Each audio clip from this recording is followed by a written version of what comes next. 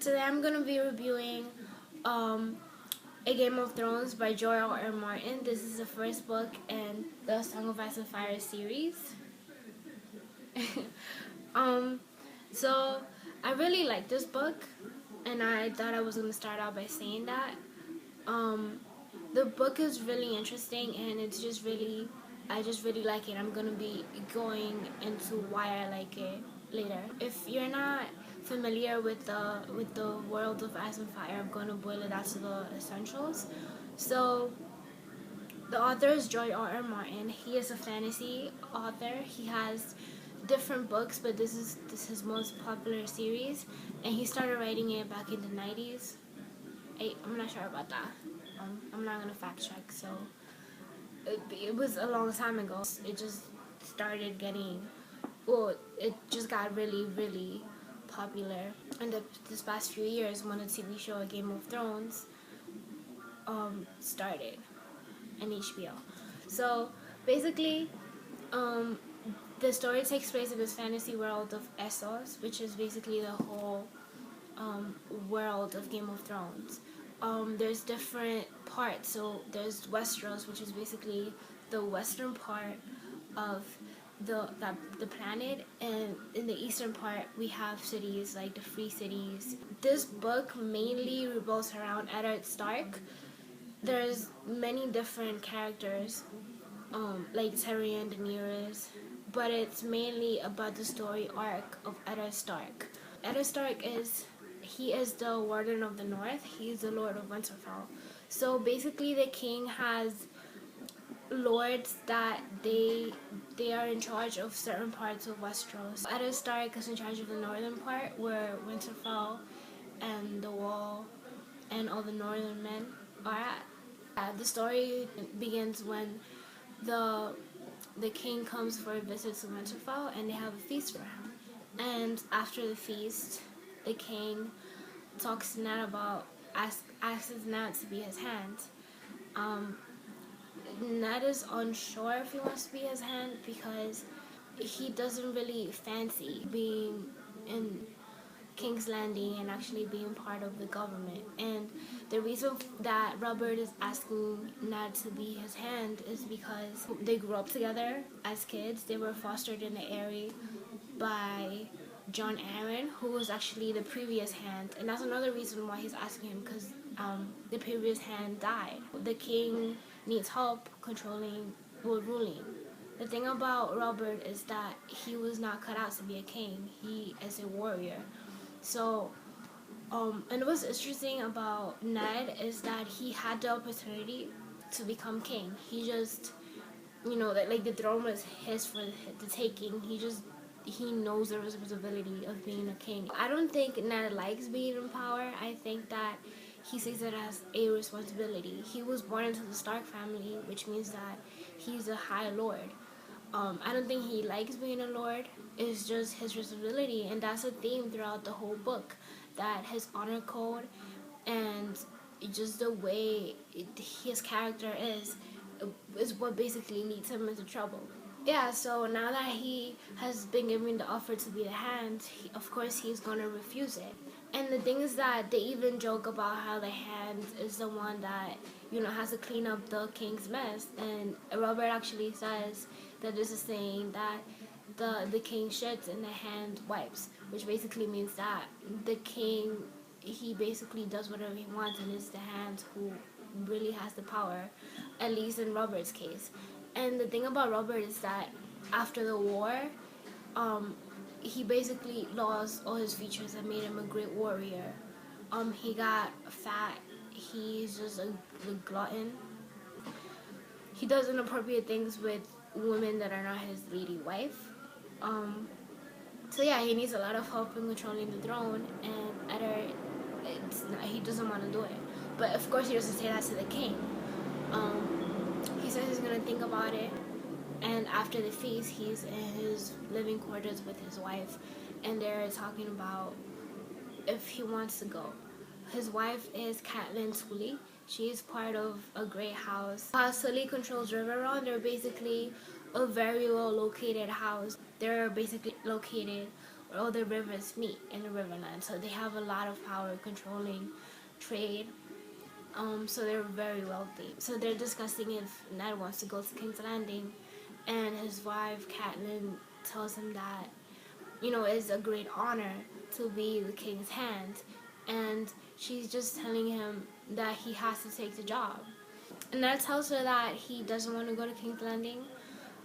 He tells her that the last time the Stark went to King's Landing, they brought back the bones, which is basically what happened to his father. The king called his father up for a hearing, and then he ended up killing his father and his brother. I forgot to mention this, but Eddard and Robert, they led a rebellion against the Mad King, the king that killed Eddard's father, and they eventually took the throne away from the Mad King, which his name was Aerys Targaryen, and he's actually Dany's father.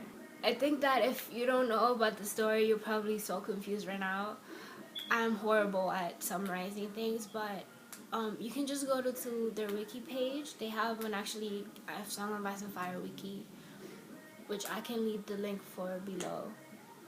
So anyways, the maester of the castle comes and tells him that he has a message for Lady Catelyn from her sister. And the message is a wooden box, but in the box there's like a false entrance in the box, and they find a letter from Lisa Tully. Lisa Tully is Catelyn's sister, but she's also Jon Arryn's wife. And Jon Arryn, if you don't remember, he's a previous hand. So the letter says that her husband was murdered, that it was not a fluke, that he was killed by the Lannisters. And the Lannisters are another powerful family. So the Lord is Tywin Lannister, and he has 3 offspring: Tyrion, Cersei, and Jaime. And Cersei and Jaime are the twins that they're so famous for their incest. Yep. Tyrion, he's a dwarf. He's also a point of view character, so you get to see the events from his point of view, which is awesome. He is my favorite character. So moving on, Cersei Lannister, she is married to Robert Baratheon, and she's a queen. The royal family is composed of Robert Baratheon and Cersei Lannister and their children. Well, I don't know if I can say this without going into spoilers, but her children. So after Catelyn learns what her sister has to tell her, she decides to urge Ned into going to King's Landing to find out the truth. She thinks that if he goes and, you know, finds out if the Lannisters did it and call them out, then their house is going to be safer, because the Lannisters and the Starks don't like each other. The Lannisters are known for being masters of trickery. The origin of their house is really interesting. If you're interested in that, I think there's also a wiki page for that. In the show, this was actually done different. In the show, Catelyn actually begged Ned not to go to King's Landing, and I think that's something that the show doesn't really convey properly. The show did a really good job in compressing everything from the book into 10 episodes, but I don't think they did a good job portraying Kat's true character. And in the book, she's a strong woman. She has willpower. She is willing to do amazing sacrifices for their children and her family. And in the show, this is played down a little, and I think they had a great actress, and I think they really got her look, but I don't think they got her true character. And that's just something that I disliked. But this review is about the book, not the show. I'm sorry if I'm looking down to my phone. I actually have some notes here. I'm not actually like ignoring you guys. Like, you know when you're hanging out with friends and you're just on your phone all the time? It's so annoying. So Ned decides to go to King's Landing after his wives urges him to. So he actually decides to take 3 of his children: Arya, which is his youngest daughter; Sansa, which is his oldest daughter; and Bran, which is his second youngest son. He decides to leave his youngest son with his mother and his oldest son, Robb, because they need somebody to be the Lord of Winterfell. He has another same name, Jon, but he is bastard born, so he does not have the Stark name. His name is Jon Snow, because Snow is the last name that they give bastards in the north. And that's really interesting. In different parts of Westeros, they give bastards different names. So if you're a bastard from the Riverlands, they call you John Rivers. Sansa is actually betrothed to Joffrey, which is the king's oldest son, and when the king dies, he will become king, and Sansa is going to become a queen. So Sansa fancies that quite a lot in the beginning of the book. I don't know if it's the first episode of the show, so, and it's really early in the book, so I think I could say what happened to Bran. So Bran was originally supposed to go, but he actually caught Cersei and Jaime Lannister having sex in a tower, and they threw him out the window.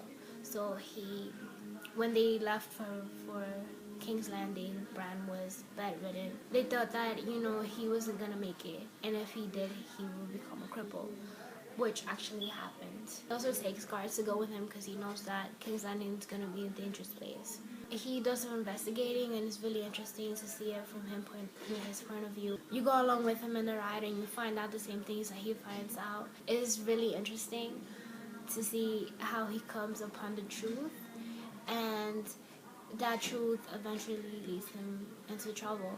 Also, when I talked about earlier about his honor code, this is a really big theme throughout the book, that he is one of the few men of honor that are left, and you can see that in the people around him in King's Landing.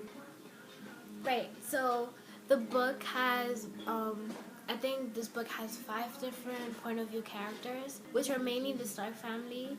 We have Eddard, Catelyn, Sansa, Arya, Bran, Jon, Daenerys, Tyrion, and I think that's it. I'm sorry if I'm wrong. I read this book about 3 months ago. You get to see it from their point of view, and I think that's something that I really like about this book, that you might not like a character, but you only have to read that for a couple pages, then you can move on to the character you like. But you will most likely like all of them because they're really fun to read.